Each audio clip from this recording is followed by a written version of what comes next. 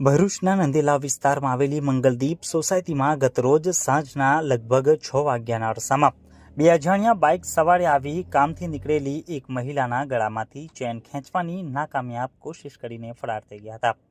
પરંતુ અજાણ્યા તસ્કરો સોસાયટીના કેમેરામાં કેદ થઈ ગયા હતા. જોકે આ મામલે કંઈ ગયું ન હોય માટે પોલીસ ફરિયાદ નોંધાઈ ન હતી. ભરૂચ શહેરમાં મહિલાઓ જો સુમસામ માર્ગ ઉપર એકલા ફરતી હોય તો સાવધાન રહેજો, કારણ કે અજાણ્યા બાઇક ચાલક આવા જ સ્થળોએ વોચમાં રહીને ઘરેણા પહેરીને ફરતી મહિલાઓ અને યુવતીઓને નિશાન બનાવી છે.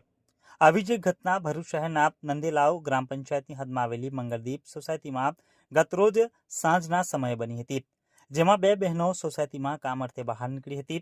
આ સમયે નંબર પ્લેટ વગરની બાઇક ઉપર બે હેલ્મેટધારી ઈસમોએ આવીને આગળ જઈને બાઇક વરાવી તેમની પાછળ આવી એક મહિલાના ગળામાં પહેરેલી ચેન ઉપર હાથ માર્યો હતો.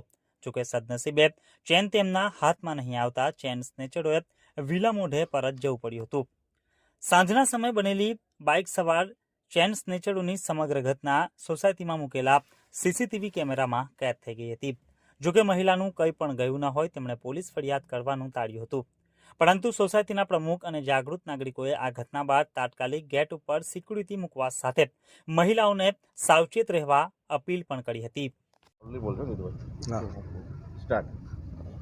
મંગલદીપ સોસાયટી, દહેજ બાયપાસ રોડ, નંદેલા ઓવરફ્લાય પાસે ગઈકાલે 12 તારીખને સાંજના 6-6:30 વાગ્યાના સુમારે અમારા સોસાયટીના બે બહેનો વોકિંગ કરતા હતા સોસાયટીમાં. એ ટાઈમે બે અજાણ્યા બાઇક ઈસમો નંબર પ્લેટ વગરની બાઇક લઈને હેલ્મેટ અને માસ્ક પહેરી અને સોસાયટીમાં પ્રવેશ કર્યો. થોડાક આગળ ગયા અને પેલા બેન જે વોકિંગ કરતા હતા એમના ગળાની અંદર મંગલસૂત્ર કે ચેન જેવું કંઈ વસ્તુ હતી એને ઝડપવાની કોશિશ કરી ચાલુ બાઇકે, પણ એ અસફળ રહ્યા છે.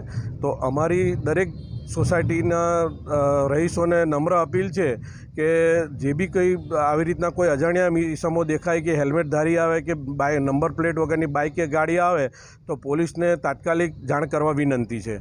અને આવો બનાવ બીજી કોઈ સોસાયટીમાં કે બીજા કોઈ અજાણ્યા ઈસમ સાથે ના બને એના માટે ખાસ કાળજી રાખી સચેતતા રાખવા વિનંતી.